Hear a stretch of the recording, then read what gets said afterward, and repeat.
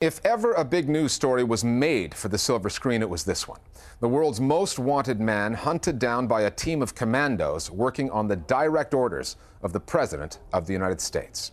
The killing of Osama bin Laden has been turned into a feature film, Zero Dark 30. Now, one would think that the real story came with all the necessary elements to grab the viewer's attention, that Zero Dark 30 would not need to quote-unquote dramatize what actually occurred. So it's surprising that the filmmakers chose to open the film the way they did. The first 40 minutes include graphic scenes of prisoners being tortured by American operatives and eventually providing key intelligence leading to the raid. That never happened. Even the CIA and proponents of torture admit that waterboarding and physical abuse did not get them to bin Laden. Other means of intelligence gathering did. The Listening Post's Nic Muirhead now on Hollywood's telling of the story, the debate over torture in Zero Dark 30, and the concern that American moviegoers will leave cinemas with some dangerous misconceptions. Can I be honest with you? I am bad news. I'm not your friend. I'm not going to help you. I'm going to break you. Any questions? An argument can be made for creative license in any film, and Zero Dark 30 is no exception. I think what makes it different is that this is a very fresh and incredibly troubling chapter in American and world history. And then to have this be one of the first and certainly the largest representation of it, there's a greater responsibility. The filmmakers are very cagey. They're playing it both ways.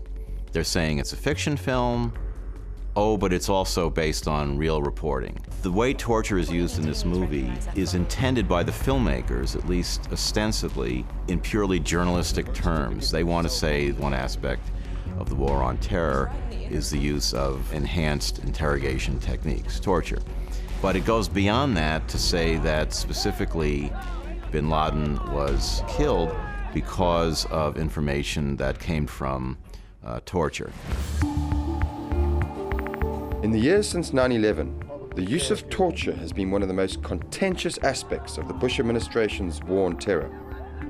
The former president argued it was a crucial tool in protecting Americans. If I said that we had who we think's the mastermind of the 9/11, they would say, why don't you see if you can't get information out of him without torturing him, which is what we did. Very little is actually known about the CIA's program of interrogation, but the US Senate Intelligence Committee was clear. The implication made in Zero Dark 30 that torture helped lead the US to Osama bin Laden was flat out wrong.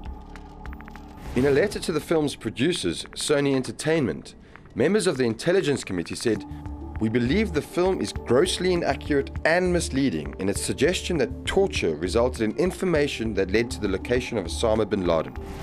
Even the acting director of the CIA felt the need to weigh in.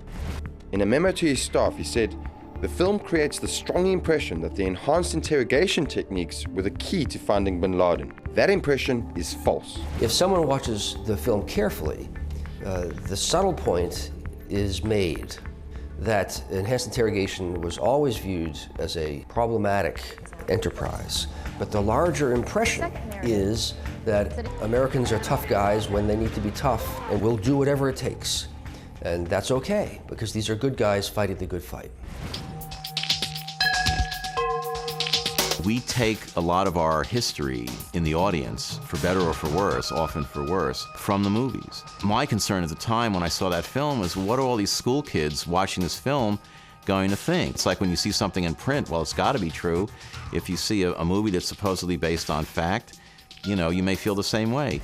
And I think that is insidious because a decade ago, it was inconceivable for Americans to discuss whether the United States should engage in torture. It was so antithetical to everything that we stand for that you would be tossed out of the room, basically, if you even raised the subject. Of course Americans don't torture. And now, a decade later, learned people can have supposedly rational discussions about the ostensible merits or demerits of enhanced interrogation. I can only imagine the outcry would have been much louder if we had a movie about this manhunt and it had no scenes of waterboarding in it. you would hear just as loud an outcry from people saying, this is a whitewash story, this isn't the whole story, the CIA operated illegally, there were tactics that are used that are suddenly not in the film. They had to include that material because it's an unfortunate part of the agency's history, but it happens. And that's the director, Kathryn Bigelow's argument. Certainly based on our research, that's part of this story. And to have eliminated it would have meant we would have been whitewashing that story. If whitewashing history really was a concern of the filmmakers, they could have shown torture scenes without leading audiences to believe that it actually worked. Because in the case of Osama bin Laden, all those involved in the manhunt say it did not. Critics of the film say that Bigelow and her team went way beyond artistic license. But in Hollywood terms, it was an unqualified success. The film grossed an estimated $24 million at the box office in its opening 3 days, and has been nominated for 5 Academy Awards, including Best Picture.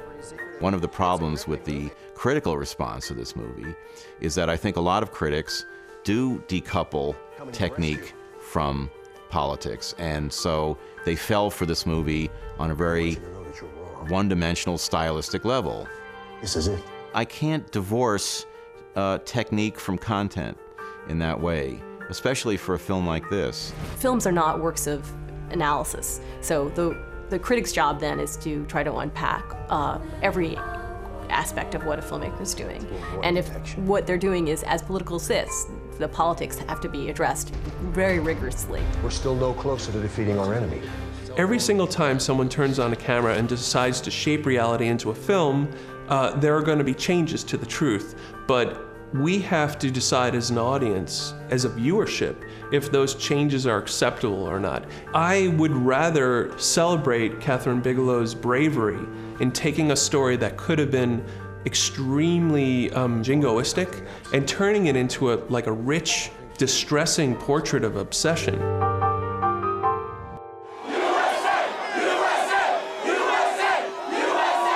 The killing of Osama bin Laden on May 2nd, 2011 brought an end to a decade-long hunt for a man who haunted the United States. The Hollywood version of the story says torture was key to finding him. It's a fictionalized story, but the medium used, film, is powerful. Powerful enough to leave audiences unsure as to where the truth lies.